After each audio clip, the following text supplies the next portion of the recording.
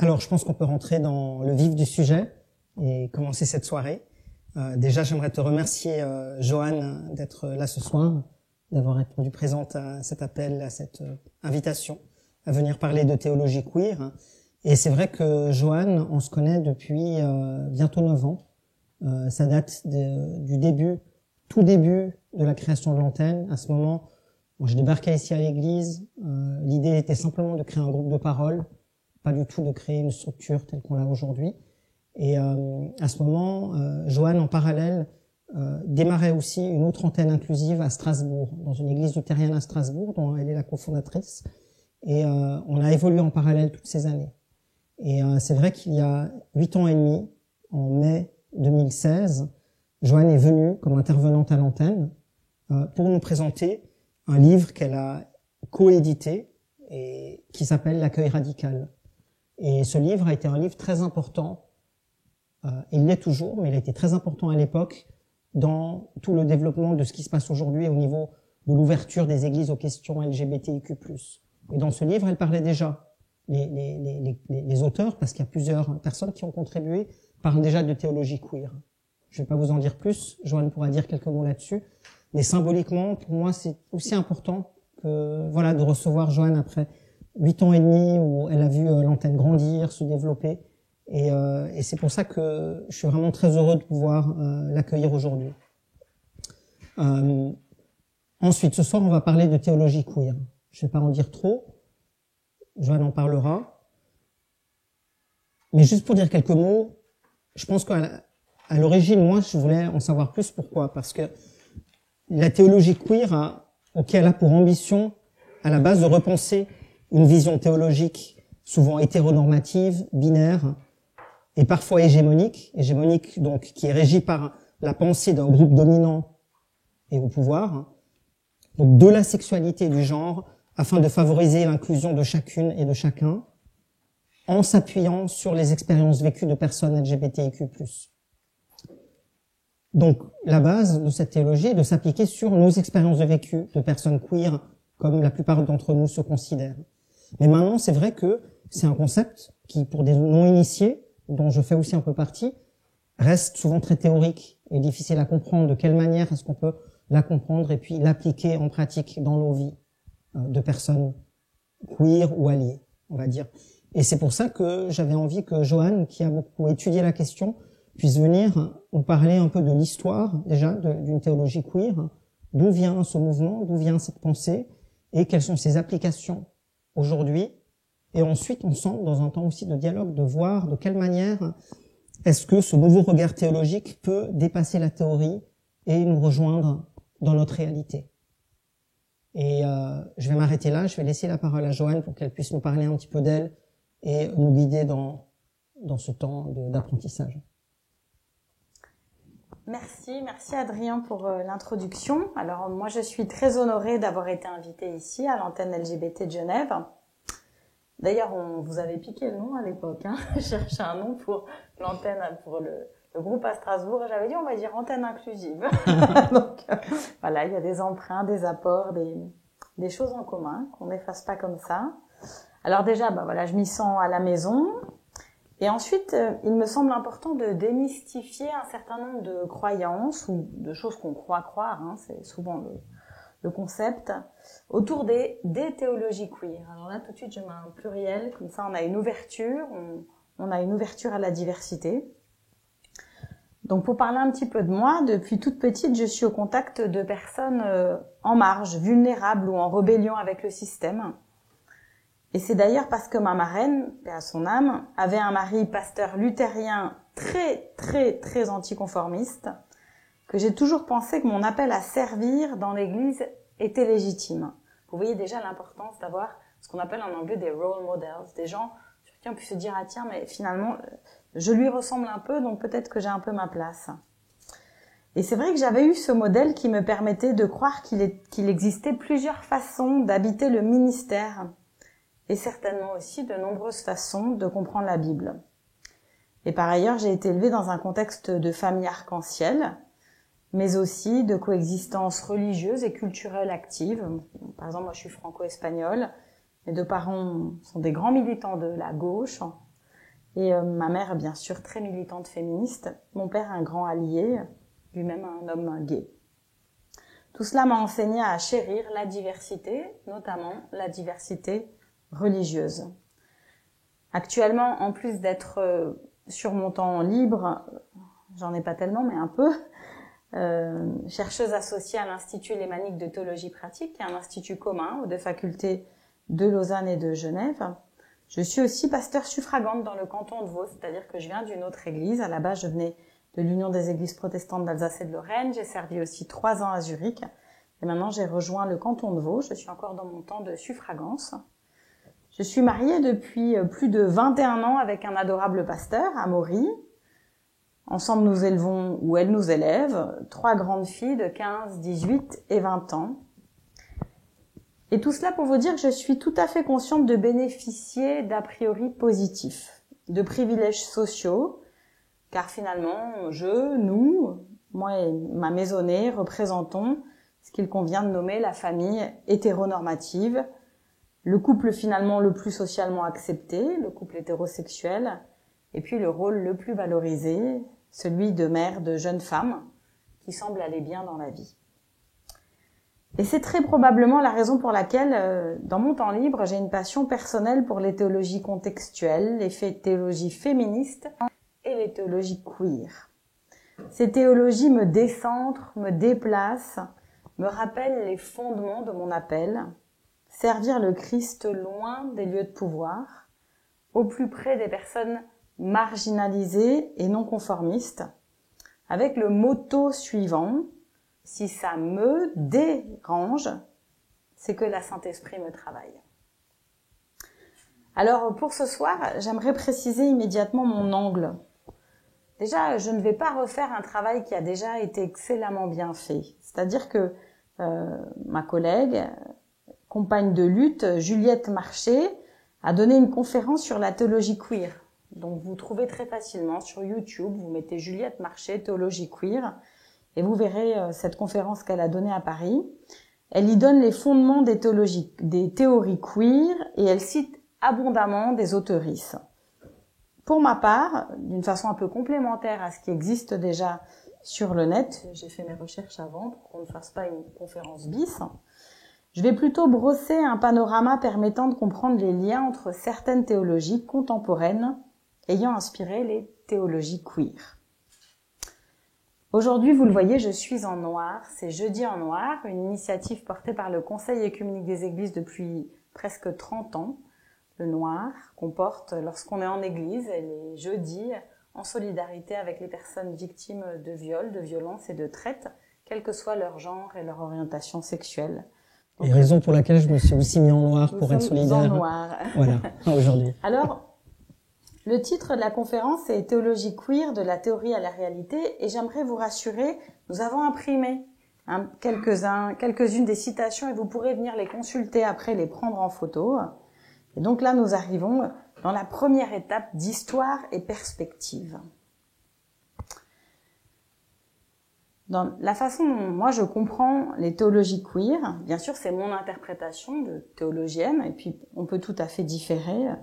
Au commencement étaient les théologies contextuelles, celles qui refusaient l'uniformité de la pensée théologique et qui permettaient des mises en pratique plus cohérentes des dogmes. Je vous donne un exemple. La scène dans les pays où ne pousse ni le blé ni le raisin. Projetons-nous un siècle en arrière, sans avion, avec ces grands paquebots, et imaginons des lieux où on veuille célébrer la scène, des lieux où ne pousse ni le blé ni le raisin.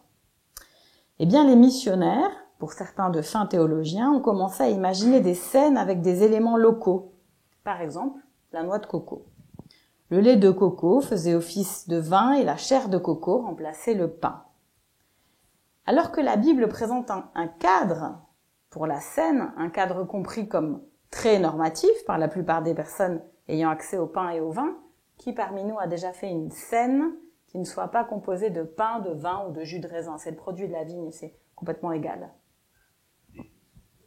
Voilà, une personne, et moi évidemment. En tout cas, très peu de personnes. Et finalement, on arrive à faire des scènes avec des éléments contextuels. On fait alors de la théologie contextuelle. Parce qu'on comprend que le cadre devient plus symbolique pour celles et ceux qui ont une autre réalité. Tout soudain, on sort d'un littéralisme, qui est important, la scène tout de même, un sacrement, et on arrive à s'adapter au contexte. C'est ce qu'on appelle l'adaptation de la théologie magistérielle au contexte pratique. Et c'est ça qu'on nomme la théologie contextuelle. Progressivement, les théologies contextuelles ont aussi pris en compte les avancées, par exemple, des sociétés de traduction de la Bible en contexte local. Par exemple, lorsqu'un mot utilisé n'existe tout simplement pas dans la culture, puisqu'on traduit les Bibles tout partout dans le monde. Prenons l'âne.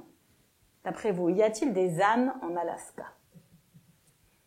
Difficile. Probablement pas. Et c'est ainsi que dans leur Bible, Jésus est entré dans Jérusalem sur un animal à 4 pattes. On a contextualisé la traduction de la Bible. Les traductions bibliques se sont adaptées, les dogmes ont été traduits en actes pastoraux accessibles à davantage de personnes et, chemin faisant, d'actes d'inculturation en démarche d'adaptation, les théologies contextuelles ont légitimé le fait de prendre au sérieux ce qui semblait, depuis les chaires de théologie occidentale, des questions marginales. La théologie hégémonique blanche s'est ouverte à la diversité qu'elle-même, presque ironiquement, est allée chercher lorsqu'elle a envoyé des missionnaires dans le monde. Parmi les théologies contextuelles se trouvent les théologies de la libération, des théologies majoritairement implantées en Amérique latine et en contexte catholique romain. Essentielles et pourtant fréquemment valorisées par le dicaster pour la doctrine de la foi, ces théologies qui ont commencé à se développer à partir des années 1960, ont souhaité mettre l'expérience des personnes pauvres au centre de leur réflexion théologique. Gustavo Guiterres, son fondateur, est mort à 96 ans, voilà quelques jours. Et l'une de ses phrases les plus célèbres est la suivante: « Je veux simplement que les sans-voix aient une voix. À eux seuls, ils ne changeront pas l'histoire, mais les regarder dans le sens de les voir, les prendre en compte, change tout. » Un changement de regard. Ces théologiens, pour leur grande majorité des hommes, des clercs, souvent d'origine occidentale, on connaît les rapports de force et de pouvoir en Amérique latine, puisque eux-mêmes étaient originaires des vagues de colonisation et de migration, ces théologiens développèrent des programmes de lecture communautaire de la Bible, des programmes de distribution alimentaire, pensés par et pour les personnes concernées, tout en militant, souvent du côté des partis de gauche, pour l'éradication de la pauvreté, et comme le dit l'expression, Bible en main. Plusieurs ont été assassinés. La grande nouveauté de ces théologies consistait en ce qu'elles défendaient une option préférentielle pour les pauvres. C'était une théologie préférentielle. Les marginaux, les exclus de la société.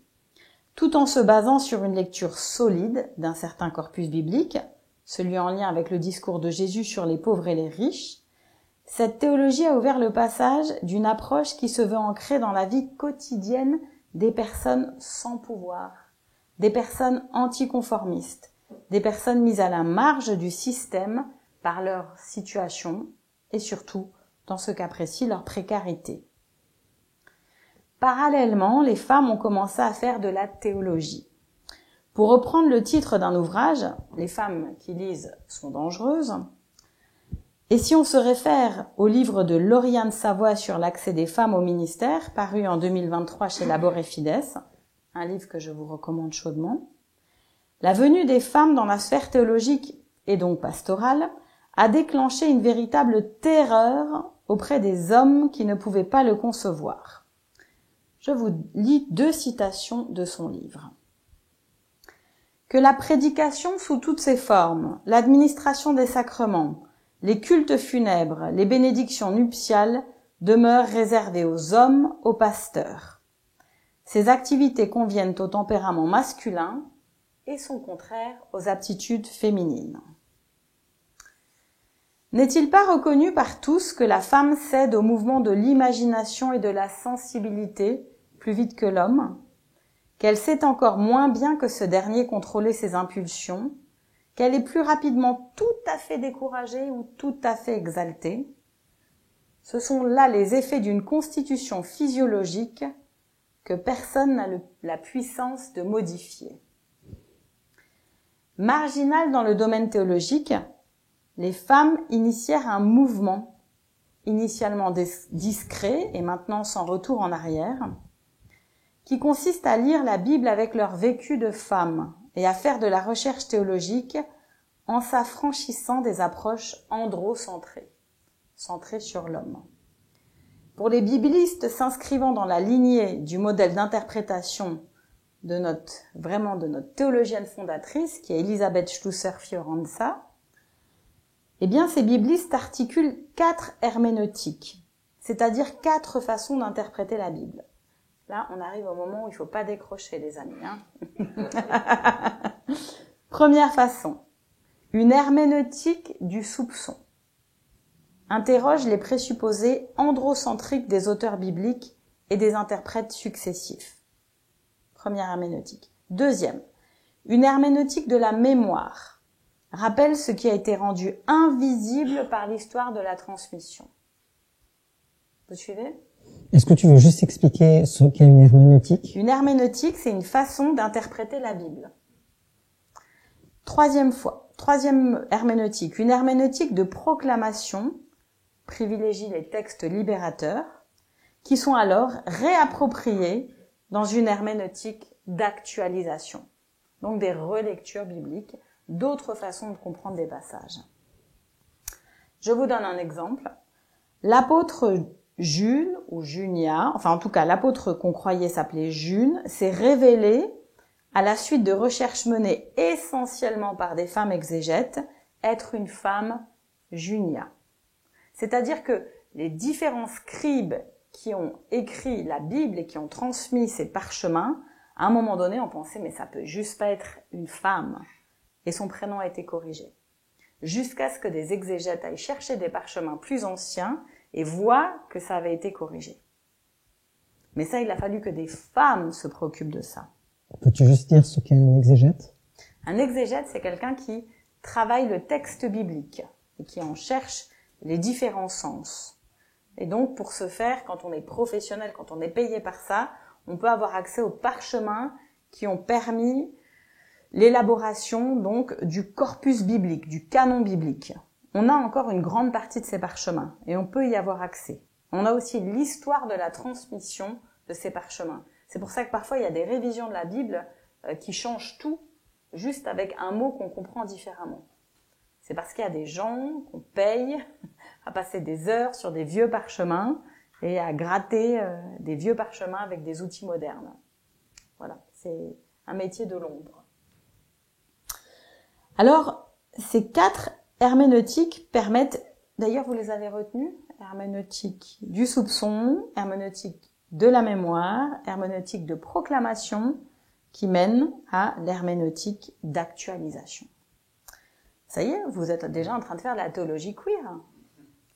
Tout ça grâce aux théologies de la libération et aux théologies féministes, qui ont tout préparé le terrain. Ces 4 herméneutiques permettent tout à la fois de repenser la place des femmes dans la Bible, mais aussi de réhabiliter des femmes dans la Bible, et donc dans le système de pensée religieux. Ces théologies féministes, parallèlement à l'émergence des pensées déconstructionnistes, je dois lire le mot pour le comprendre moi, de Foucault, de Derrida et de Simone de Beauvoir, ont travaillé le lien entre essentialisation des femmes. Est-ce qu'on comprend quand je dis essentialisation des femmes? C'est quand on dit les femmes sont comme ça, les femmes aiment le shopping, les hommes aiment être dans les bois, les femmes aiment s'occuper des enfants, les hommes aiment être des présidents de plein de choses, les femmes sont sensibles, les hommes sont solides, voilà. Ça, tout ça, c'est essentialisé. Quand on oublie en fait le fait que chaque personne est unique et qu'on peut difficilement faire des généralités, sauf sur la question de l'oppression des femmes qui sont majoritairement opprimées par les hommes. Ça, c'est un fait statistique sur lequel on ne reviendra pas, surtout pas un jeudi en noir. Mais la plupart des autres phrases, surtout à l'encontre des femmes, sont essentialisantes. Ce qui est autre chose que encore. Travailler aussi le lien. Voilà, nous les femmes serions complémentaires aux hommes. Nous avons besoin de couples de femmes et d'hommes pour structurer une société, etc. L'hégémonie théologique, c'est-à-dire le fait qu'à un moment donné, il y a une théologie qui devienne la théologie dominante et qui donne en fait toujours le là, qui donne toujours l'orientation et qui valide comme légitime ou non les autres théologies. C'est ce qu'on appelle l'hégémonie théologique. Et bien sûr, le sexisme dans la théologie en général. Alors là, j'ai envoyé. Est-ce que vous avez à cette étape-là besoin de poser une question? Non pas de, comme l'a dit Adrien, de faire un petit discours, mais de poser une question. Si vous tenez encore bien le coup, ça va. Alors on va pouvoir continuer et aller à la deuxième étape. Est-ce que tu pourrais reposer la question dans le micro? Ah oui, j'ai entendu, pardon. Je me demande si j'ai bien compris, est-ce que lorsqu'on parle de la réécriture, retranscription ou autre de la Bible ou des textes, c'est par l'impulsion des femmes uniquement? Parce que c'est ce que j'ai compris et du coup je suis pas sûr d'avoir bien compris. Ce que j'essaye de tracer là, c'est comment est-ce qu'on est arrivé aux théologies queer. Les théologies queer ont eu à disposition un certain nombre d'outils et de personnes disposées aussi à embarquer là-dedans, parce que avant il y avait eu les théologies de la libération, mais pas seulement. Il y a toutes sortes de théologies, les théologies noires, donc les théologies contextuelles, dont les théologies noires, les théologies de la libération et les théologies féministes. Donc c'est effectivement parce que des groupes plus minorisés par la société ou qui se trouvaient dans une situation comme en Amérique latine avec une extrême pauvreté, c'est effectivement parce qu'il y avait des groupes à qui il a semblé normal et important de redonner un pouvoir d'expression, que les outils ont pu être forgés pour qu'on arrive aux théologies queer. Et l'exemple que j'ai donné, un exemple isolé et juste significatif du fait que pour l'apôtre Junia ou l'apôtresse Junia, c'est parce que enfin, après des générations, il y a des femmes qui ont eu un niveau suffisant pour partir en exégèse, devenir des spécialistes de la Bible et donc s'approcher de certains sujets qui jusqu'à maintenant étaient réservés au domaine de compétences des hommes. C'était juste un exemple isolé. Voilà, c'est un exemple. Voilà. Alors maintenant que nous avons pu ensemble nommer les outils bibliques et herméneutiques produits par les pionniers et les pionnières des théologies jugées divergentes et non conformistes, mais aussi nous rappeler collectivement que ces théologies avaient comme base première de travail le corpus biblique, donc toujours Bible en main, nous pouvons passer à la suite. De quoi s'agit-il lorsqu'on parle des théologies queer ? Dans ce livre, coédité en 2015, Muriel Schmidt propose une introduction à ce qu'est ou ce que sont les théologies queer. Et je voudrais ici honorer Muriel, qui avait fait sa théologie à Genève, dans l'idée d'y être ministre, je crois il y a 25 ou 30 ans, et qui a dû y renoncer en raison de la perception négative de son lesbianisme par l'Église protestante de Genève à ce moment-là. Muriel enseigne à présent la théologie aux USA et elle développe des programmes de peace building. Personne très intéressante, voilà, dont je pourrais vous donner son contact. Prenons sa dense citation de Marie-Hélène Boursier, qui insiste sur l'envergure du discours queer et sur les nombreuses nouvelles perspectives qu'il fournit en matière de production d'identité et de post-identité. Alors attention, c'est de l'explication des théories queer, c'est toujours très dense, très très dense.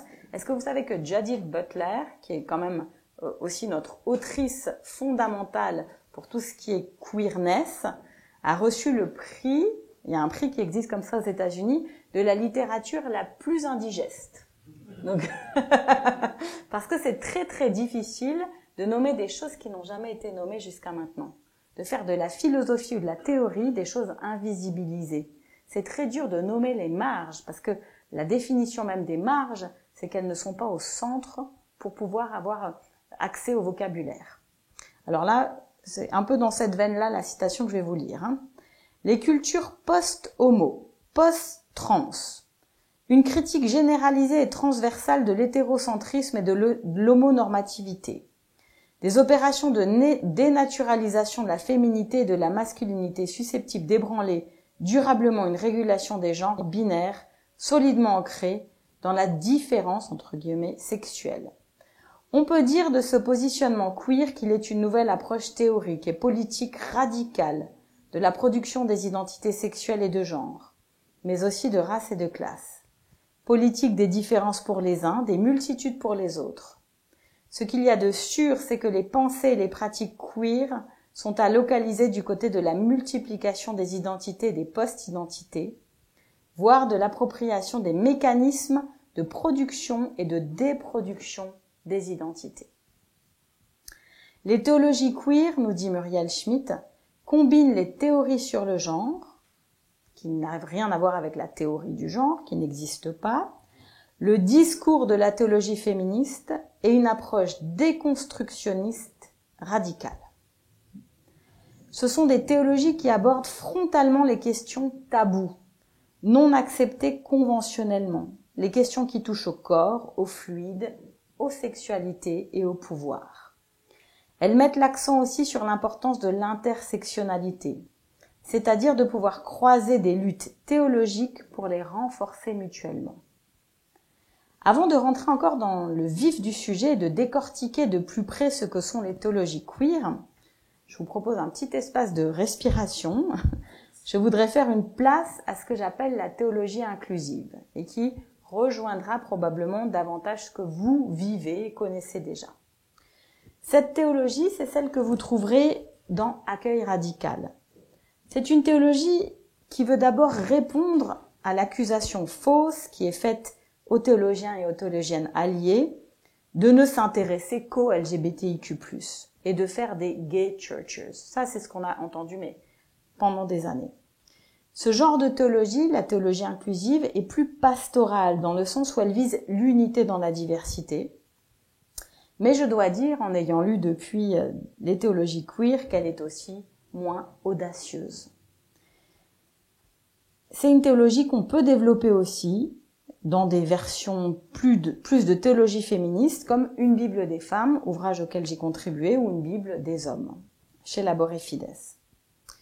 Je n'hésite pas à dire que ce sont des théologies d'alliés, plus axées sur la communion et le ministère d'unité que sur la pleine reconnaissance des luttes et des spécificités des personnes marginales et vulnérables, notamment parce que nous ne voulons pas parler à la place d'eux.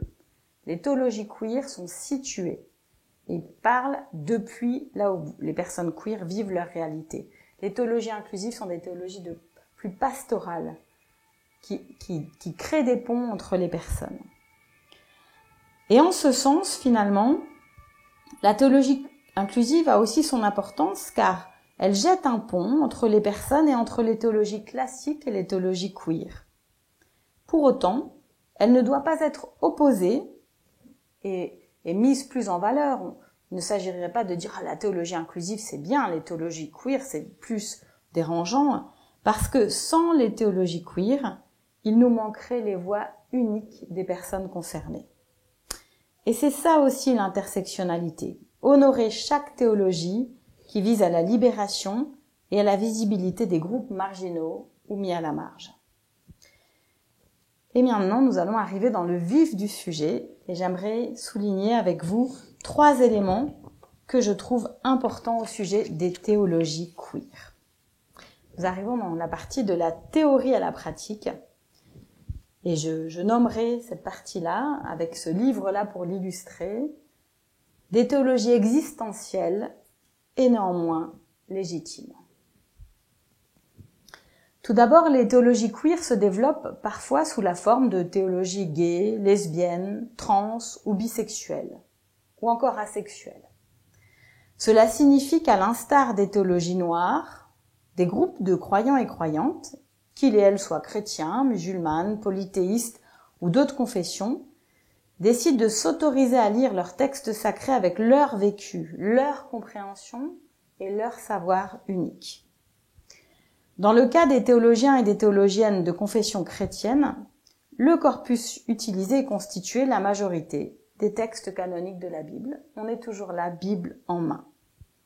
Ces productions, considérées un temps comme excentriques, c'est-à-dire loin du centre de prise de décision du savoir académique, c'est en ce sens qu'elles étaient excentriques, ont progressivement été reconnues comme légitimes. Et de nombreux mémoires, de nombreuses thèses et de plus en plus d'ouvrages sont produits depuis ces perspectives et reconnus comme qualitativement aussi valables que des productions plus normatives. Cependant, ces approches partent de questionnements liés à une identité, et c'est ce qui en fait un peu leur spécificité. Le statut des eunuques dans la Bible, donc de personnes ayant été castrées, pour lier leur expérience à celle des personnes trans. Ou un mémoire pourra aborder l'interprétation lesbienne du partenariat de vie de Ruth et Noémie dans la Bible, pour y apporter de nouvelles approches. Un autre travail pourra creuser le lien de Jésus à son disciple bien-aimé. C'est lui qui parle de son disciple bien-aimé et s'interroger sur leur relation. Et enfin, un mémoire s'intéressera au verbe utilisé pour décrire les relations sexuelles dans la Bible et les zones grises que certains emplois dévoilent. Il est alors juste de parler de théologie gay, lesbienne, trans ou bisexuelle. Elles entrent toutes dans le parapluie des théologies queer. Être situées et engagées ne les rend pas moins légitimes que des théologies orthodoxes sur le Saint-Esprit, qui elles aussi sont situées et engagées doctrinalement. Ou alors, aussi légitimes que la théologie eucharistique de l'Église catholique romaine, que tout le monde reconnaît comme légitime, puisqu'elle parle à partir d'elle-même. Le fait que les théologies queer ne soient acceptées dans certains cercles que depuis peu de temps pourrait laisser croire qu'elles ne sont pas académiques. Et pourtant, elles sont produites selon des critères stricts, défendus lors de soutenances, et elles sanctionnent des parcours académiques en permettant à des chercheuses d'avoir des titres universitaires. Par exemple, Juliette Marchais, dont je vous parlais au tout début, Juliette Marchais a soutenu son mémoire de master sur la question de la Bible, de l'Église et des transidentités à l'Université de Strasbourg, à la Faculté de théologie de Strasbourg. Un deuxième élément que je nommerai des théologies souvent apologétiques qui produisent des théologies plutôt décentes. On n'est pas encore dans la théologie indécente. Tu veux juste nous donner une définition d'apologétique ? On y arrive. Le deuxième élément, donc la théologie apologétique a souvent été produite pour distinguer l'hérétique de l'orthodoxe. Quand on fait de l'apologie, de l'apologétique, c'est qu'on veut démontrer que tel courant serait hérétique versus un autre courant qui serait plus orthodoxe. En ce sens, on trouve des éléments scripturaires, on trouve des arguments qui situent notre discours dans ce qui est légitime et acceptable, ce qui est juste en fait. Et c'est un petit peu ce qu'on a fait aussi en théologie queer. On l'a même beaucoup fait lorsqu'on a été beaucoup attaqué, et c'est une réponse normale et légitime. On a eu besoin, pendant les différentes phases de discussion sur la réalité de l'existence des personnes queer, sur la légitimité de leur couple ou de leur famille, sur leur statut de croyants, de baptisés même, on a eu besoin d'utiliser des méthodes de défense pour prouver à nos détracteurs la légitimité de nos vies, la légitimité des existences dans la Bible et dans l'Église. Le surinvestissement des versets de terreur, les versets de terreur, ce sont les versets dans la Bible qui pourraient donner à penser en lecture littéraliste que les vies queer ne sont pas légitimes. Ce surinvestissement de versets de terreur par des croyants et des croyantes hostiles à la pleine existence et reconnaissance des personnes LGBTQIA+, a créé des situations de détresse qui demandaient des contre-arguments solides et basés sur la Bible. Et pourtant, Dans son livre « Théologie queer », Lynn Marie Tonstad consacre un chapitre très bien charpenté, que je vous recommande, au sujet de ces stratégies apologétiques. Alors, je vais lister tous les points qu'elle reprend. Et vous allez à certains moments donnés vous dire « Ah tiens, moi j'ai été un peu spécialiste sur ces sujets-là, c'est vrai. » Est-ce que Dieu est mal ? Les arguments de la distance historique. Ça, c'est quand on dit « Oui, mais avant, on faisait comme ça, mais maintenant, étant donné que la culture a changé. » Les arguments de la représentation et de la réinterprétation. C'est-à-dire « Oui, mais en fait, il y a une mauvaise transmission des choses, et puis en fait, maintenant, la façon dont ça a été réinterprété, c'est pas tout à fait comme avant. » Jésus était bon, Paul était mauvais. Alors c'est vrai, souvent on a construit plein d'argumentaires pour dire oui, mais si Jésus était là, et puis c'est Paul qui s'est trompé. Un autre argumentaire qui est les gays ne sont pas des pécheresses. Voilà, faut pas tout de suite les considérer comme des pécheresses. Et c'est très drôle parce que Lynn Marie dit c'est quand même bizarre parce qu'on est tous et toutes pécheurs, ce que nous dit Martin Luther. Pécheurs graciés. Il dit pourquoi d'un seul coup les personnes gays n'auraient pas le droit d'être des pécheurs comme les autres. Voilà, donc c'est intéressant. L'amour de Dieu transgresse radicalement toutes les frontières. C'est vrai que je prêchais une dizaine de fois là-dessus, mais vous comprenez, Jésus est allé en Samarie, il est allé partout, il transgresse les frontières. L'argument de la nourriture et de la circoncision. Vous savez, il y a des versets assez complexes et délicats où on voit qu'il y a des discussions à l'intérieur du groupe des apôtres sur nourriture et circoncision. Est-ce que si on mange de la nourriture avec les païens, est-ce que ça pose un problème? Et puis, est-ce que les nouveaux convertis continuent à se circoncire ou pas? L'argument au-delà de la nature, le fameux paraphycine. L'argument de la transformation eschatologique. De toute façon, nos corps vont changer. Voilà, donc finalement, les transidentités, finalement, c'est un petit peu comme les corps qui vont changer. L'argument de la transformation eschatologique, ça c'est la notion de la fin des temps. Ah oui, de l'apocalypse, de toute façon, il va y avoir l'apocalypse. Vous comprenez bien, donc. L'argument des paroles de Jésus. Jésus n'a jamais rien dit contre les personnes queer. L'argument contre le jugement. Si tu juges, c'est toi qui iras en enfer. J'ai pas mal utilisé aussi. À toutes ces stratégies apologétiques, Lynn Marie Tonstad répond. Très longue citation. Très peu des arguments que nous avons examinés jusqu'ici sont théologiquement riches, perspicaces ou révélateurs. À l'exception peut-être de la connexion entre les arguments de la nourriture et de la circoncision et du jugement, qui nous donnent des raisons de ne pas discuter de sexualité, plutôt que des raisons d'accepter l'homosexualité.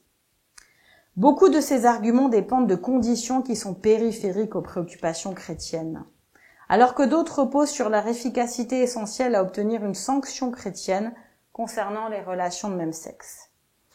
Est-ce là tout ce que le christianisme peut tirer des vies de personnes queer, trans et non-binaires?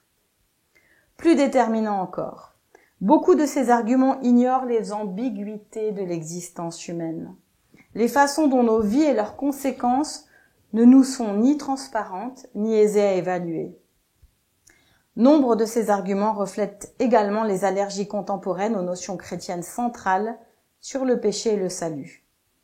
L'idée que des vies humaines sont brisées et déformées à un niveau très élémentaire participe, pour beaucoup, à une culture de la honte et de la culpabilité à laquelle il faut résister plutôt que de l'affirmer. Ce que défend Lynn Marie Tonstad, on peut ne pas être d'accord avec elle, c'est la légitimité des personnes queer à produire une théologie pour elles-mêmes. Une théologie qui ait le droit d'exister pour elles-mêmes, et pas contre des arguments qui leur dénient le droit d'exister pleinement. Elle applique les 4 soupçons herméneutiques abordés plus haut, que je résume, c'est mon interprétation en une phrase. Faut-il produire une théologie qui démontre que les personnes queer ont droit, via l'obtention des droits hétéros, à avoir accès aux mêmes voies de sanctification? Est-ce vraiment cela qu'on veut? On produit alors une théologie décente, normée, qui s'inscrit dans le même cadre que les théologies hégémoniques.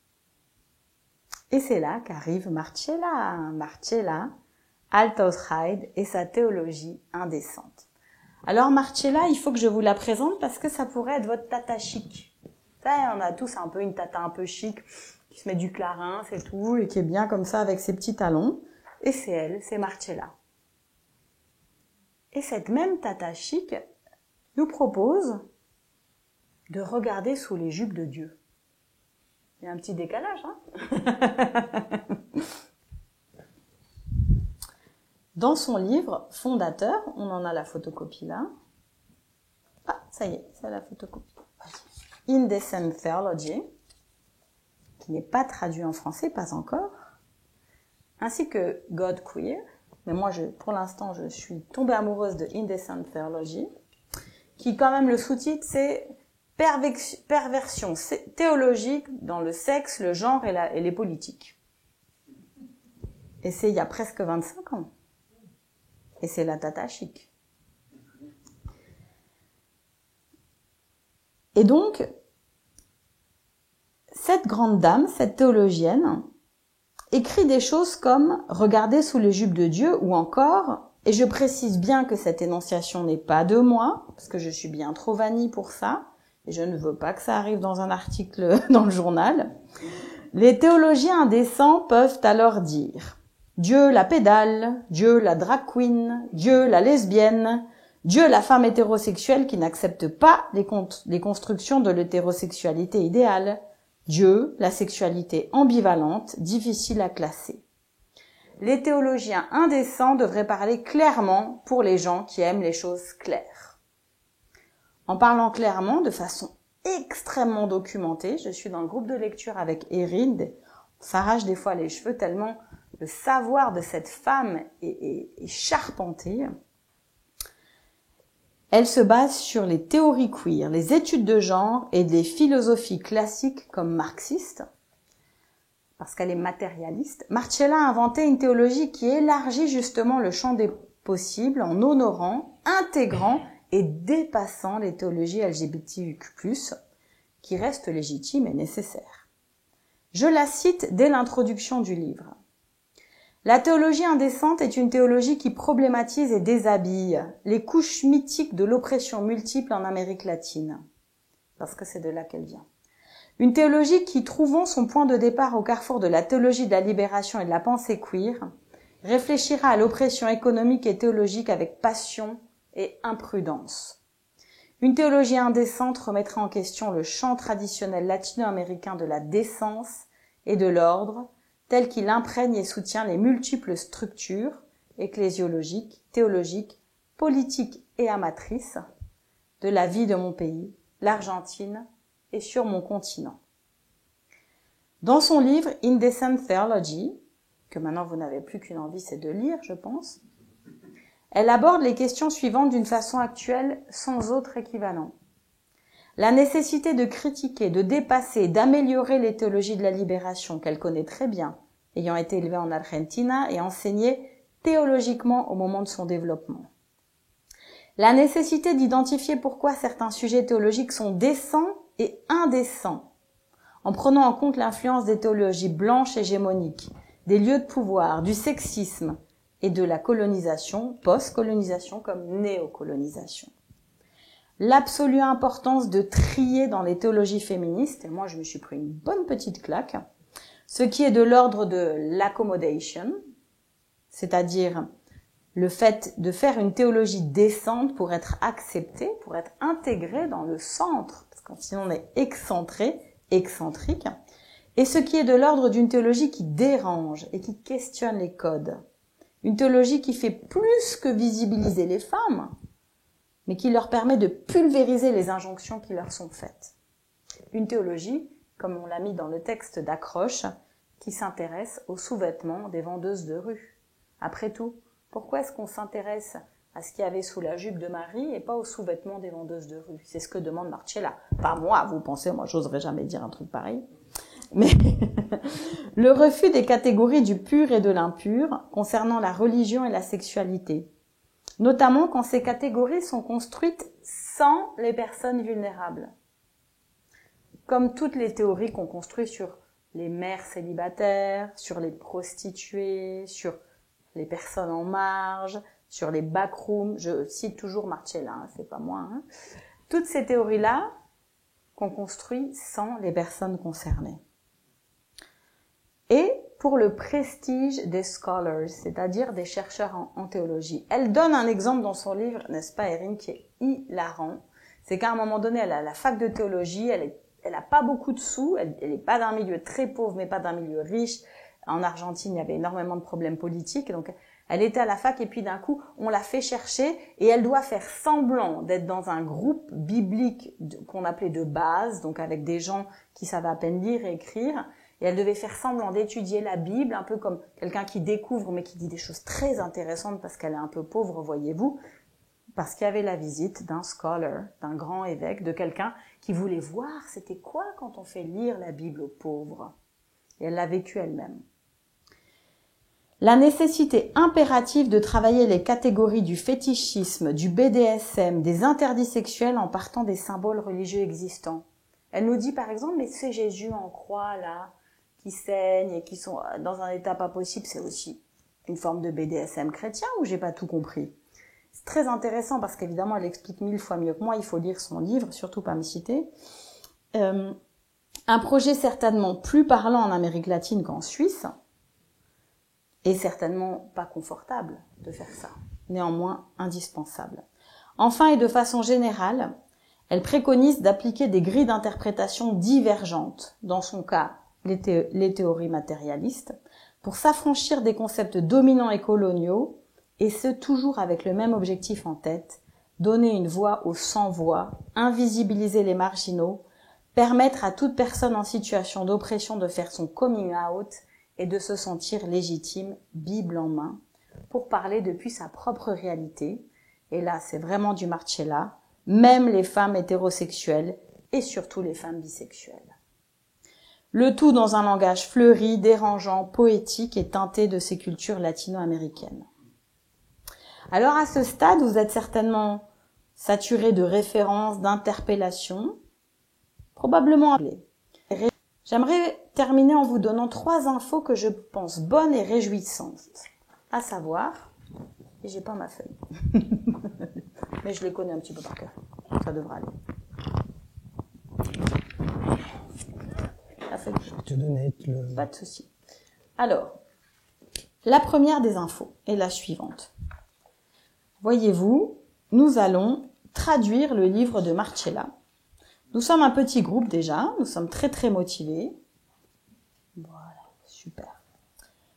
Merci beaucoup. On est très très motivés et on a peut-être même déjà un ou une autre éditrice, mais on veut bien que d'autres personnes qui sont très fortes en anglais nous rejoignent pour cette tâche qui s'annonce difficile, parce que, n'est-ce pas, son vocabulaire est comme il est, et sa pensée, bien que de 25 ans d'âge, est incroyablement bouleversante. Nous allons aussi sortir un livre d'introduction aux interprétations queer, courant avril. Alors là, pareil, est-ce que j'ai... Oui, c'est par là, hop là. C'est ça. C'est celui d'avant, je crois. On va s'en sortir. Voilà, que Adrien va vous montrer. Et donc, ça va sortir aux éditions Laval. Vous aurez les informations par l'antenne. Donc, au début, ça devait s'appeler Bible, genre et sexualité, mais visiblement, ni mâle, ni femelle, Galates 3, sera le titre final. Là-dedans, j'y ai commis un article avec Juliette Marché, qui est coprésidente de l'antenne inclusive de Strasbourg, et qui a un double master, dont un de théologie. Et puis, enfin, le prochain slide, celui, j'ai Adrien avec moi, je reste volontiers en contact avec vous, notamment au travers de mon podcast « Question de croire », qui se trouve sur Spotify, mais aussi sur toutes les autres plateformes, avec mon collègue Stéphane Vermette, qui est pasteur à l'Église protestante unie du Canada. Nous répondons aux questions théologiques de nos auditeuristes, ou toutes questions sur la foi, dans l'idée de développer davantage les théologies progressistes en francophonie, lui en Amérique du Nord et moi sur le continent européen. Et enfin, un immense merci, vous avez bien tenu le coup. Ensemble, nous avons exploré bien plus loin que la carte de la théologie classique. Ensemble, nous pouvons maintenant faire de la théologie inclusive et queer, Bible en main.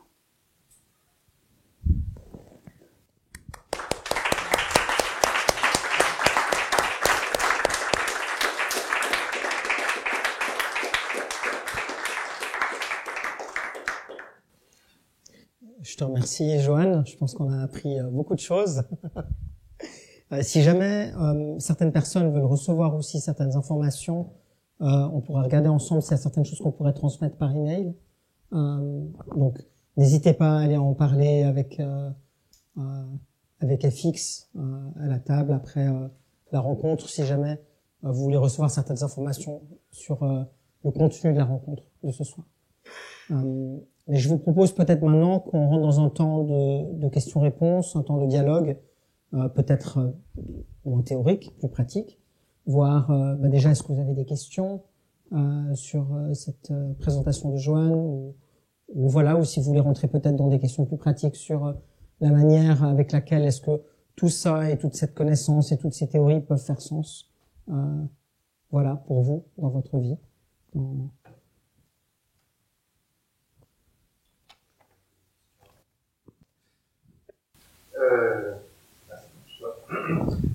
En fait, j'ai l'impression, quand on est arrivé à parler de ce dernier livre, j'ai l'impression qu'on touchait des thèmes qui étaient intéressants, titillants, et je reste en fait avec cette question, et concrètement, ça nous sert à quoi?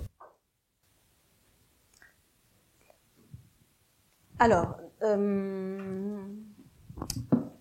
ça nous sert à quoi? Bon, la théologie, ça sert à rien pour de vrai. Dans le sens où la biologie, ça sert à quelque chose, l'aéronautique, ça sert à quelque chose, la médecine, ça sert à quelque chose. La théologie, ça, dans l'absolu, ça sert pas à grand chose. Par contre, une fois qu'on se sent attaché à la question de Dieu, on a besoin d'ancrer cette question-là dans quelque chose. Et donc, pour celles et ceux pour qui cet ancrage se trouve dans une lecture dynamique de la Bible, dans une lecture en lien avec la Saint-Esprit et avec Jésus, la théologie, ça devient d'un seul coup important. Voilà. Donc, et c'est là que la théologie queer a sa place. Dans le sens où, pendant très longtemps, il y avait des théologies hégémoniques, des théologies plus classiques, très binaires, des théologies de l'ordre établi, des théologies souvent qui avaient des connivences avec le pouvoir et la politique, et les théologies, comme je l'ai dit, donc contextuelles, les théologies noires, les théologies féministes, les théologies de la libération, ont permis de nommer les défauts des théologies hégémoniques. Et ensuite sont arrivées, parce que enfin le terrain était suffisamment déblayé et safe, les théologies queer. Et les théologies queer, elles servent d'abord à permettre de sortir d'une hégémonie théologique. Tout comme les théologies noires ont permis nous ont permis de nous rendre compte, même si on l'oublie très vite, que les théologies sont très blanches, en fait. C'est pour ça qu'il y a des théologies noires. C'est pour que les théologies soient moins blanches, qu'elles soient plus métissées. On n'y est pas encore, mais on avance. Et donc, les théologies queer, ce qu'elles permettent, tout d'abord, c'est de comprendre et d'entendre que la Bible, elle traduit des époques dans lesquelles il y a toujours eu des personnes queer.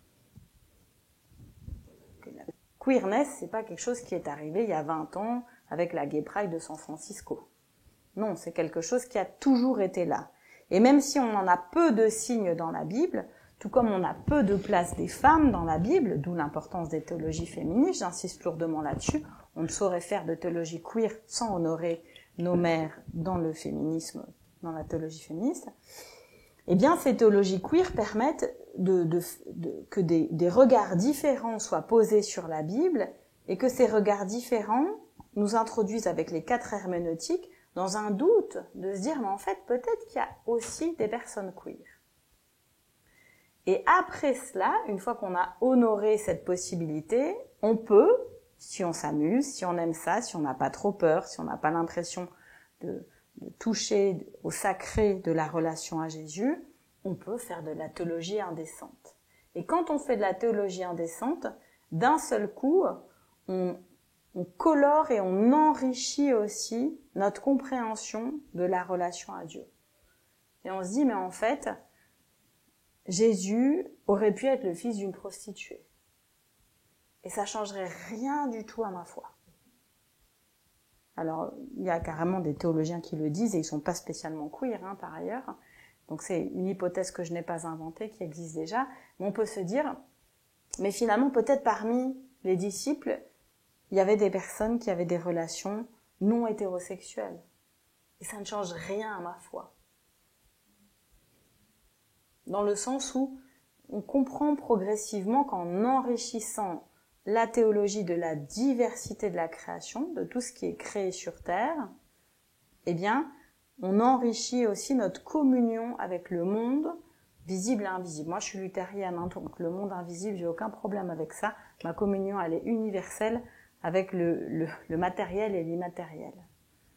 Et c'est à ça que sert la théologie indécente. C'est aussi à se dire, ce que moi je pense être ma certitude n'a rien à voir avec le salut.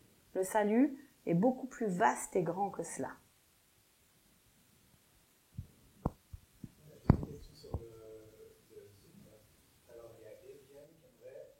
Pose la question. Ah, d'accord. Alors, on a des questions sur le Zoom. On a Eviane qui pose la question suivante. Pouvez-vous nous donner des exemples concrets dans la Bible d'un Jésus queer? Non, je crois pas que moi, je vais donner ce genre d'exemple. D'abord parce que je suis pas vraiment une théologienne queer. Moi, je suis une théologienne inclusive et féministe. Et ensuite, il n'y a pas exactement cet exemple. Par contre, pour certains théologiens, notamment gays, il semble important pour ces personnes-là de mener des recherches et des études sur le disciple bien-aimé de Jésus, en se demandant qu'est-ce que c'était comme type d'amour. Et est-ce que dans cet amour-là, il y avait quelque chose qui allait un peu plus loin qu'un amour strictement amical ou fraternel. Tout comme pour certaines théologiennes féministes, il a été important de se dire que peut-être que Jésus avait une amie, femme, plus particulière, certains disent Marie-Madeleine, et il y avait cette relation de proximité. Et puis pour certaines théologiennes féministes, ça a été important de se dire, finalement, dès le départ, les femmes ont eu une place importante près de Jésus, un peu comme une femme de pasteur. Et c'est là qu'on comprend aussi qu'on a un problème. Vous voyez ? Quand on veut absolument faire rentrer les choses dans la décence, de vouloir absolument que Jésus soit gay, parce que comme ça légitimerait le fait d'être gay, ou que Jésus ait une bonne amie avec qui il se fasse des bisous, parce que ça voudrait dire que dans ce cas-là, on peut être proche d'un homme qui a une légitimité. Là, on comprend tout de suite qu'on est retourné dans la théologie hégémonique. Et ça, c'est ce que critique Marcella. Mais on a besoin parfois aussi de ce détour pour avoir l'impression qu'on a une place. Et c'est aussi légitime et c'est aussi à honorer. On a aussi Silla qui aurait souhaité savoir s'il était possible de répéter le premier des 3 éléments importants de la théologie queer. Il me semble que les 2 autres étaient la théologie apologétique et indécente.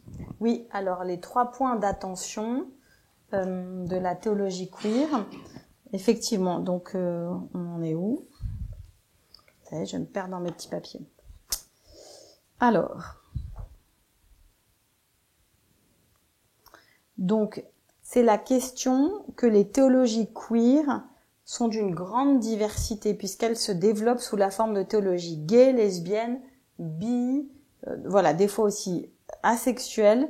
Et c'est le fait que ces théologies-là, bien qu'elles semblent très divergentes, qu'elles aient longtemps semblé très divergentes, sont à présent acceptées académiquement, pourvu qu'elles rentrent, bien sûr, dans certains codes de recherche académique. Merci.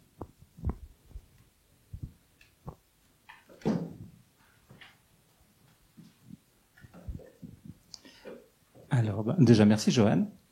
Alors, c'est pas tellement une question, parce qu'avec Johan, on est dans le même book club à lire Théologie indécente. La lecture de ce livre, c'est parfois beaucoup de frustration, de dire, oh là là, mais ça paraît beaucoup trop brutal comme des constructions, puis après de dire, mais où est-ce qu'elles vont venir? Il y a peut-être quelque chose d'intéressant, puis là, tout d'un coup, on a la perle qui vient. Peut-être il y avait des questions par rapport à la concrétisation de cette théologie queer. Comment moi j'utilise cette approche quand je fais par exemple des prédications. Pour moi, il y a la question de peut-être que les théologies c'est un peu comme les habits et que en fait on essaye d'habiller nos vies avec des mots et on essaye de trouver des mots. Et puis quand on les trouve pas, en fait, on utilise les mots des autres. Mais les mots des autres, en fait, qu'ils le veuillent ou non, ils véhiculent en fait la vie des autres. Même si le discours d'une autre personne ne parle pas de sexualité directement, même si le discours d'une autre personne ne parle pas d'homosexualité directement, son discours, dans les silences, ou ne pas tenir compte d'une certaine place. Et c'est dans ces silences-là que des fois, il y a un petit peu de l'oppression qui se cache, parce qu'on a tellement l'habitude d'utiliser les mots des autres, ou de se considérer absolument, indigne d'aller chercher nous-mêmes les mots qu'on pourrait trouver, que tout d'un coup, petit à petit, on va plus essayer de conformer nos vies dans les discours des autres, et plutôt que d'aller chercher les mots, notamment dans le texte biblique, le texte source, on a parlé des parchemins ou comme ça. Et donc il y a cette idée de repartir et si je faisais de la haute couture, pour moi, en lecture avec le texte biblique, qu'est-ce qui se passerait? Pour Joanne, par exemple, elle a donné des exemples sur la question de comment Jésus est né. Qu'est-ce qu'on pourrait dire comme discours? Parce qu'effectivement, il y a des discours dont on sait que, quand on a créé l'antenne, je me souviens qu'on se posait la question de qu'est-ce qu'on avait le droit de dire à l'EPG. Peut-être, on était déjà tellement content d'être ici dans cette église que on voulait savoir pour pas trop bousculer toutes les choses. Et peut-être la théologie queer, ça vient amener ce côté de légitimité de dire, en fait, on part de notre vie et on va ouvrir tous les carcans. On va faire casser tous les codes, comme si on recréait des vêtements depuis zéro à partir de notre vie. C'est notre vie qui est le modèle. Et à partir de là, ça crée une diversité de théologie queer. Et cette multiplicité de voix fait qu'on comprend un petit peu mieux les textes bibliques, fait qu'on se laisse un petit peu moins enfermer dans ce qu'un prêtre, ce qu'un pasteur pourrait dire, même sans méchanceté, même sans savoir, juste parce qu'il pense que c'est la bonne chose à dire sur le moment et qu'il n'est pas très à l'aise avec les questions qu'on lui pose. Et la théologie queer, ça vient ramener ça. Et en fait, alors, il y avait la question de dire, est-ce qu'il y a un exemple où Jésus est queer? Mais en fait, et c'est ça que j'adore avec la théologie queer, c'est quand ça vient se marier aussi avec des éléments de très haute théologie classique qu'on connaît, les questions de la nature de Jésus ou des choses comme ça. En fait, rien que le fait que les pères de l'Église se soient pris la tête dans les conciles pour savoir si Jésus est humain ou divin, c'est peut-être parce que Jésus est queer. C'est peut-être parce que, justement, il y a quelque chose qu'on n'arrive pas à mettre en boîte. Et c'est un peu ça. Il y a une théologienne queer que j'aime beaucoup qui s'appelle Lisa Isherwood, qui était une collègue de Marcella, qui disait cette phrase: au fil des siècles, l'Église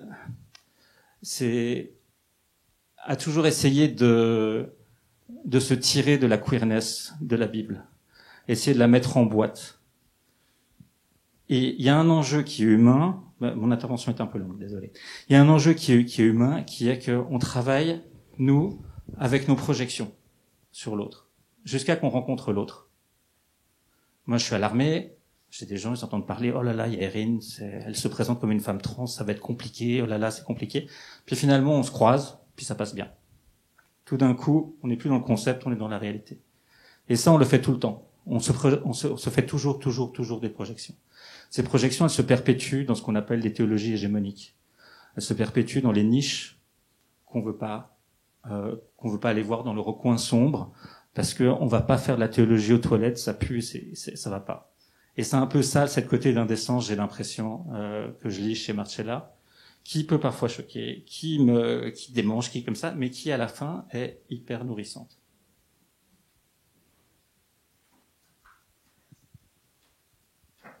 Jusqu'où ça change pas tout, en fait. Ce que tu disais, Joanne, ça, on peut considérer tel ou tel aspect un peu indécent, et ça change rien à ma foi.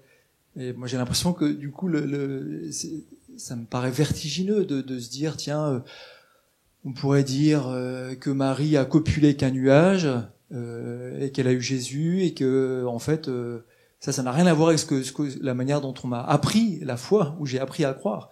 Et donc, quelque part, ça change tout.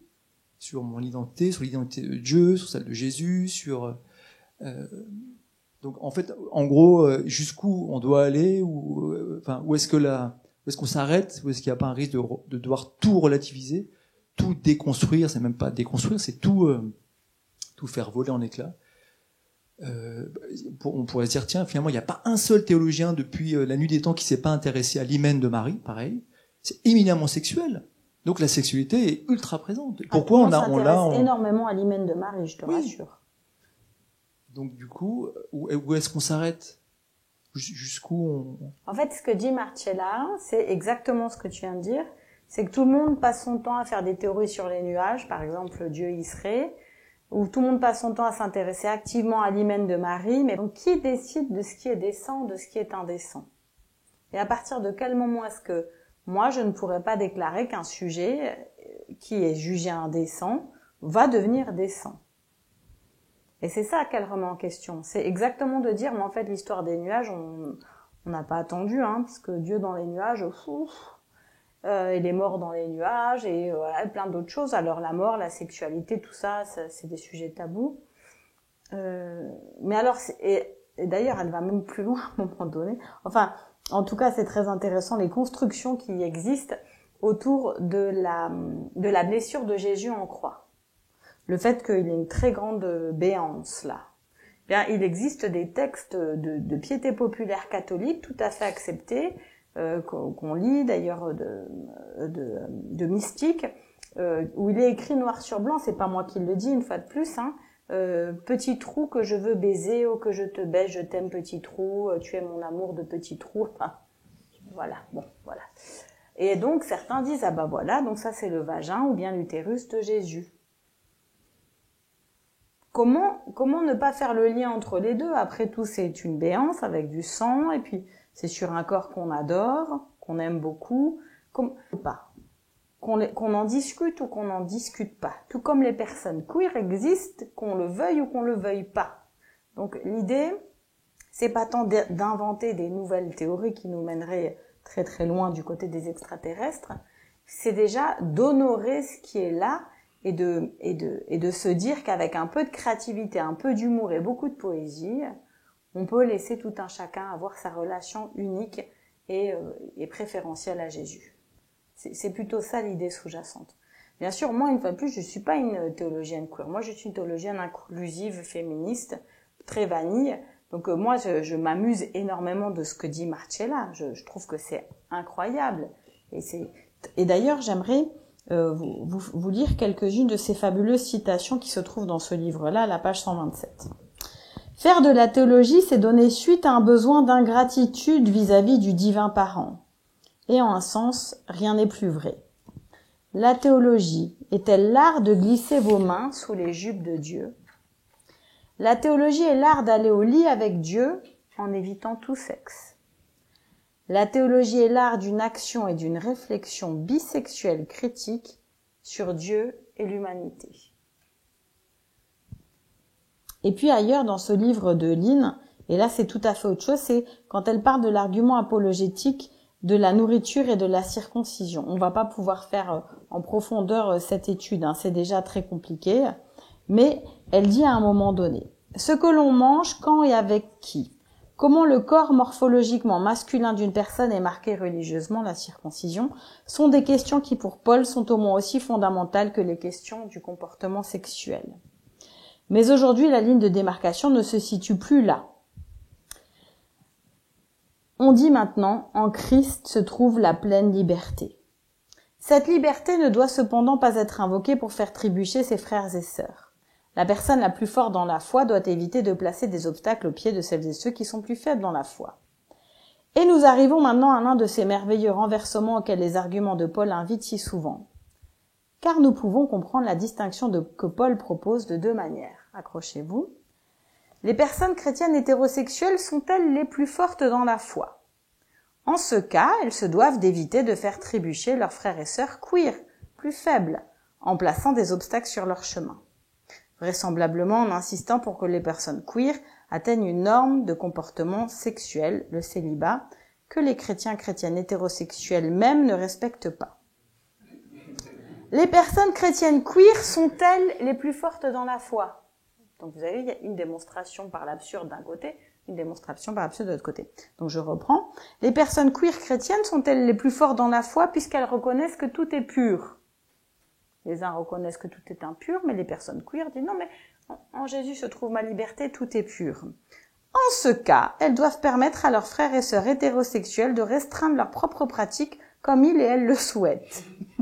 Les chrétiens et chrétiennes queer ne doivent pas inciter leurs frères et sœurs hétérosexuels à pratiquer des pratiques sexuelles queer.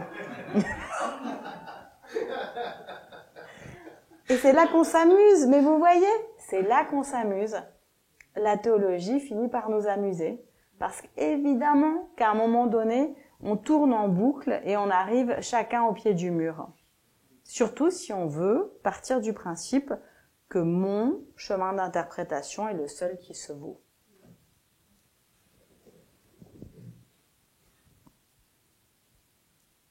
Moi, j'ai une question toute bête, ce qui peut sembler toute bête, mais peut-être qu'on aurait dû commencer par ça. C'est comment est-ce que tu définis la théologie et comment tu définis queer? La théologie, c'est la façon dont on essaye de produire des discours et des textes pour expliquer aux gens de notre temps comment est-ce que la Bible rencontre nos vies. Voilà. Et donc, on dit souvent théologie, c'est bien sûr théos et logos, tout le monde connaît ça, théos, logos, le discours de Dieu, mais non. Pour moi, la théologie, c'est vraiment, on est dans du tissage permanent, en fait. Je lis la Bible, je vis avec mes contemporains, contemporaines, je relis ma Bible, je me prends la tête, je la lis plus parce qu'elle m'énerve, je continue à vivre avec mes contemporains, contemporaines.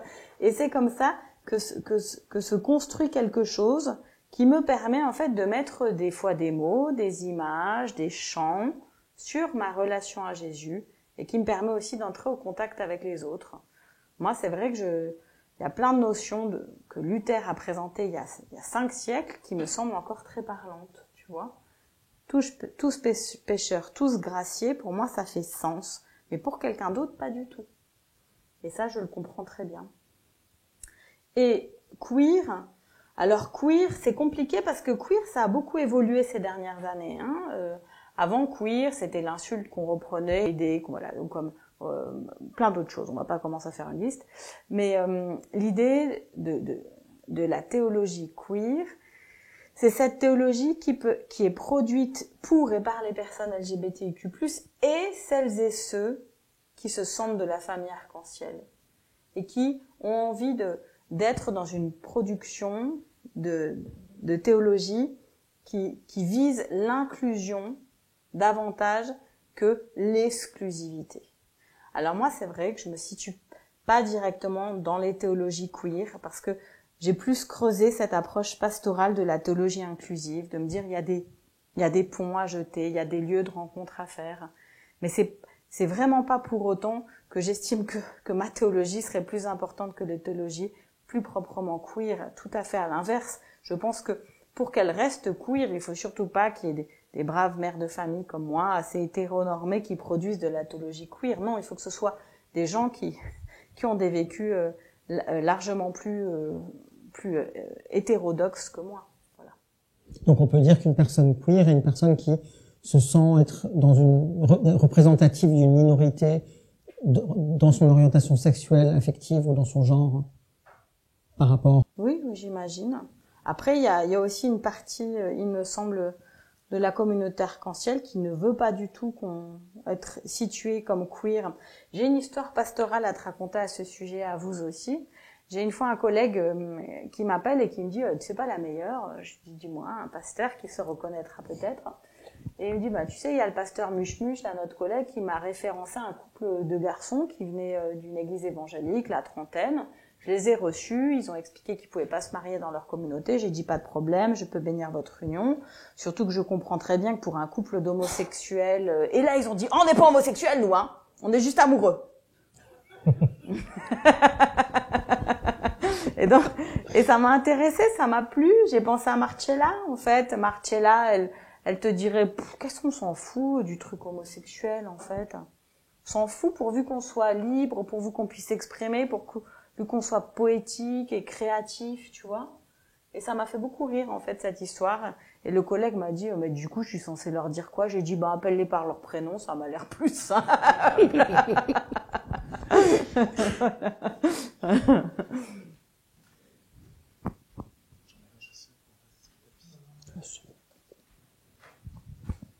Moi, je suis pas protestant. Moi, je suis protestant, mais moi, je suis adventiste du 7e jour. De base, je suis plus, mais voilà. Et souvent, le problème, c'est que ils se posent des questions des chrétiennes queer, si Dieu les aime tels qu'ils sont, et aussi s'il y a besoin peut-être éventuellement de changer. Donc peut-être ils peuvent pas accepter qu'ils sont homosexuels, ou ils peuvent être en relation un homme avec un homme, une femme avec une femme. Moi, j'ai déjà entendu, ah oui, vous pouvez... À l'époque, au début, en fait, c'était non. Vous pouvez pas être queer. C'est pas le cas. Mais ça a évolué, ce qui je trouve bizarre, parce que la Bible, normalement, c'est la même Bible. Les écritures d'origine sont les mêmes, ils n'ont pas changé. C'est nous qui ont changé notre interprétation au fur et à mesure. Voilà. Et du coup, maintenant, c'est oui, vous pouvez être gay, mais vous pouvez pas être avec un couple ou quoi que ce soit. Voilà. Et ça, c'est selon leur théologie, ce qu'ils ont déjà, qui est déjà vivant vraiment dans le monde, en fait.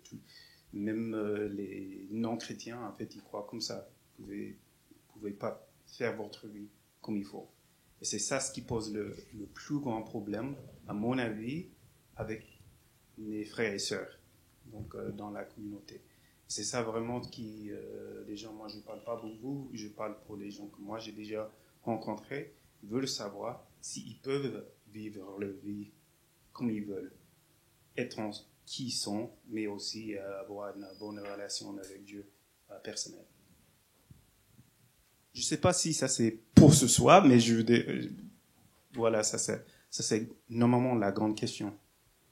Oui, c'est une question qu'on rencontre. Enfin, moi, ça fait 15 ans que je suis dans la pastorale LGBTIQ+. Ce sont des réalités encore dans beaucoup d'églises. Moi, je prie vraiment pour la conversion des cœurs. Je leur souhaite un jour de lire Marcella aussi, peut-être. Mais je suis surtout très inquiète pour la sécurité des jeunes et des personnes LGBTIQ+, qui sont au contact de discours qui, pour le coup, sont pas du tout émancipateurs, pas du tout ouverts, pas du tout poétiques d'ailleurs non plus, et pas du tout marrants, ça c'est certain.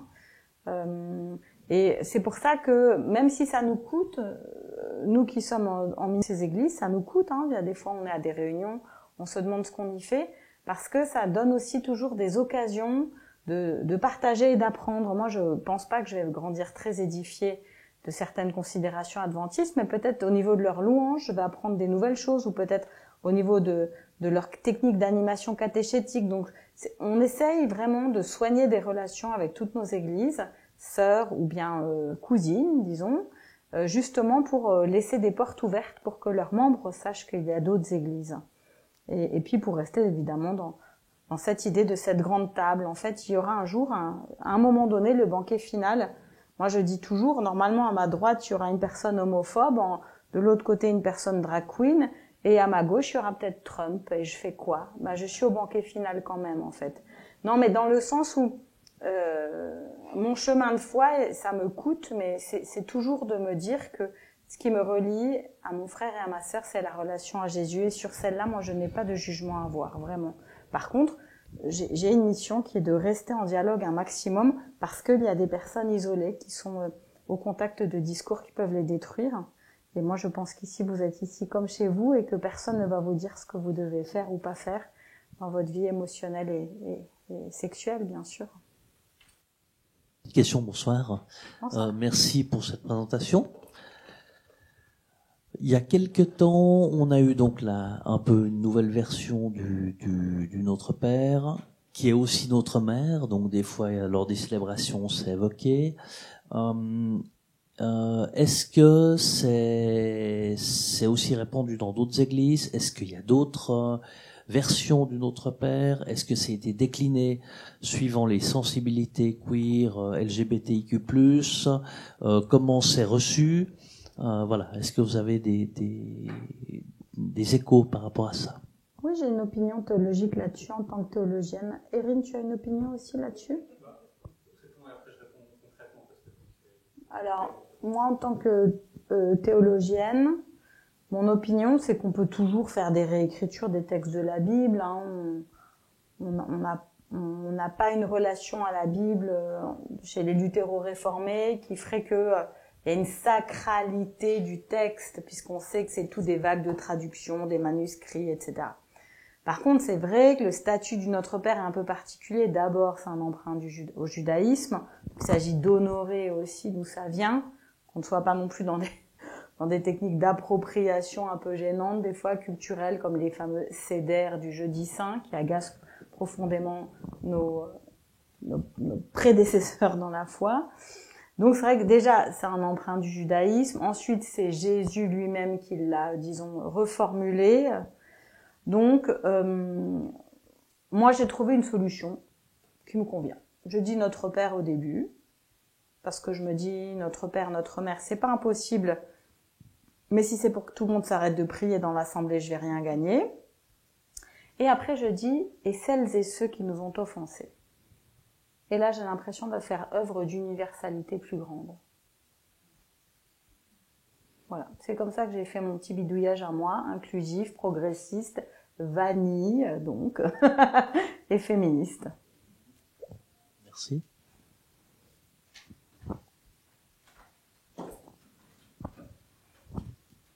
Alors, vu qu'on est un peu avec Anne-Claire, on est celle qui tisse un peu les célébrations de l'antenne. Effectivement, c'est un ajout qu'on propose, notamment parce que à l'antenne, on n'a pas le contexte d'avoir une communauté paroissiale déjà existante, qui a son habitude de prière et sa liturgie bien établie. Et du coup, on se permet aussi des essais. Et puis on regarde ce qui marche, ce qui fait sens ou pas. Et apparemment, ça prend bien. Et personnellement, j'aime bien des fois mettre des petites touches pour noter que il y a une ouverture, il y a quelque chose de plus. Je sais pas si je le ferais dans mon autre église, l'église épiscopale, où là, cette partie-là est beaucoup plus solennelle et c'est beaucoup plus important de rester avec les mêmes mots que toutes les autres communautés. Mais ici, à l'antenne, c'est peut-être un espace un peu, où on se permet d'être un petit peu queer, et puis de tenter, et puis de voir, et puis du coup, et celles et ceux qui nous offensent, moi ça m'intéresse. On verra si ça fera une graine pour la prochaine fois. Venez nous parler si ça vous tente, s'il y a quelque chose qui vous démange ou pas, c'est toujours intéressant. Oui, j'ai une question, moi, par rapport à cette théologie indécente. Dans quelle mesure elle pourrait faire exploser l'Église? Parce que elle est assez provocatrice, quand même. Bon, elle est sortie il y a 25 ans. Elle a quand même été rédigée il y a 25 ans. Oui, et puis il y a pas elle est pas très connue. J'entends. Alors, oui, c'est vrai que Marcella, je ne vous l'ai pas dit, a enseigné en Écosse. Alors, c'est vrai que l'Écosse, j'y étais cet été, c'est pas la porte à côté. Mais néanmoins, elle a été pas mal diffusée parce que c'est de l'anglais. Donc, l'anglais, c'est un peu justement la langue hégémonique. Et étant donné que il faut la lire, vraiment, je crois qu'il faut se donner un petit peu la peine de lire au moins quelques pages. Elle a un style qui est tellement impertinent que même les gens qui sont pas second degré, ils comprennent qu'il y a un peu de second degré là-dedans. Mais en étant impertinente, elle ouvre des possibilités aussi pour nous d'être pertinents, en fait. C'est ça qui est drôle. C'est que c'est là qu'on se dit, tiens, mais c'est vrai, on parle vraiment beaucoup de l'hymen. Alors, je veux choquer personne, mais on parle beaucoup de l'hymen de Marie, mais on parle jamais du pénis de Jésus. Et là, c'est très intéressant parce qu'en fait, finalement, on en parle dans la Bible du pénis de Jésus puisqu'on parle de sa circoncision. Et là, on dit, mais oui, mais c'est vrai, c'est tout à fait vrai. En fait, on parle aussi dans la Bible du pénis de Jésus. Et donc, on réalise combien ces questions-là qu'on croit très périphériques sont tout à fait dans la Bible. son impertinence nous permet d'avoir des réflexions pertinentes. Donc non, je ne pense pas. Et là, je vais reprendre Benjamin Simon, qui est un prof de théologie et qui est au Conseil œcuménique des Églises. Un jour, je lui ai dit, mais Benjamin, on nous reproche beaucoup de choses, nous, aux théologies féministes, queer, inclusives. Qu'est-ce que tu en penses? Lui, il est dans les grands dialogues œcuméniques mondiaux. Il m'a fait cette réponse que je trouve formidable. Il m'a dit, une théologie robuste n'a rien à craindre des théologies plus à la marge. Une théologie robuste est heureuse de rentrer en dialogue avec des théologies plus marginales. Et sinon, c'est qu'elle n'est pas assez robuste. Et si elle n'est pas assez robuste, eh bien, il faut qu'elle aille davantage se préparer, s'équiper, plutôt que de rejeter la faute sur les théologies marginales. Et depuis lors, c'est vrai que je trouve que c'est une bonne clé de lecture. Si l'Église est robuste, elle n'a rien à craindre de la théologie indécente. Mais tout à y gagner. Est-ce qu'il y a une dernière personne qui n'a pas pu parler ce soir, qui aimerait... David, tu aurais voulu dire encore un mot? Déjà, moi, je voulais te remercier. Merci beaucoup. Alors, je sais pas si la théologie, l'impertinence va faire exploser l'Église, mais en tout cas, elle a fait exploser mon cœur, mais d'une très belle manière. Et puis, c'est vrai que moi, je pense qu'au début, je pense que je serais plus capable d'aller dans une église avec une théologie marginale, parce que pas marginale, justement, qui soit conventionnelle, parce que ça me correspond plus. Et puis c'est quelque chose où j'ai plus... il y a un tel chemin qui s'est fait depuis ma sortie des églises plus conventionnelles. Et c'est vrai que j'ai beaucoup aimé ce que disait Erin par rapport à fait de partir de créer son propre vêtement, de partir de quelque chose qui nous correspond. Parce qu'en fait, quand j'étais dans des églises, j'écoutais avec tout mon cœur, avec toute mon attention, mais souvent ça a annihilé des choses en moi, ça a invisibilisé. Et j'aime beaucoup l'histoire d'avoir rendu visible des choses, d'avoir montré, d'avoir été chercher cette femme apôtre, d'avoir osé regarder et puis de remettre en lumière qu'il y a des choses simplement qui existent, qu'on peut nommer, dont on peut parler, questionner, douter. Toutes ces choses-là, pour moi, elles me font revivre, en fait. Elles me font vraiment du bien. Au contraire, ça me fait pas peur, ça me nourrit, je trouve ça excitant et poétique, intelligent, intéressant, et puis ça me fait vraiment du bien. Alors souvent, moi, la première étape, ce qui a été au début, c'était vraiment essayer de justifier chaque chose, comme tu as dit, d'avoir cette première, essayer de rendre logique, en fait, dire oui, Jésus était peut-être gay, oui, montrer que peut-être, et puis tu nous as expliqué cette seconde étape qui est différente, qui est pas essayer de rendre logique, mais simplement peut-être... mais ça, elle me semble, cette deuxième partie, comme elle est inconnue pour moi, elle me semble encore très à explorer, justement, parce que je pense que j'ai réécouterai, c'était pointu, et c'était... mais merci beaucoup pour toute cette préparation, mais c'est vrai que je vais prendre la peine de réécouter, parce que pour l'instant, c'est encore... c'est hyper frais, et puis c'est à découvrir, quoi. Moi-même, je suis pas sûre d'avoir compris tout ce que j'ai dit. Merci. Alors merci Johan, et merci pour ton intervention, pour tout ce temps de préparation, pour tout le cœur et l'intelligence que tu y as mis. Et merci pour ton amitié personnelle et puis de l'antenne aussi, parce que tu as été très importante dans tout ce que dans ton accompagnement de ce ministère au fil des années. Donc, grand merci. J'aimerais te remettre, qu'on puisse applaudir Johan.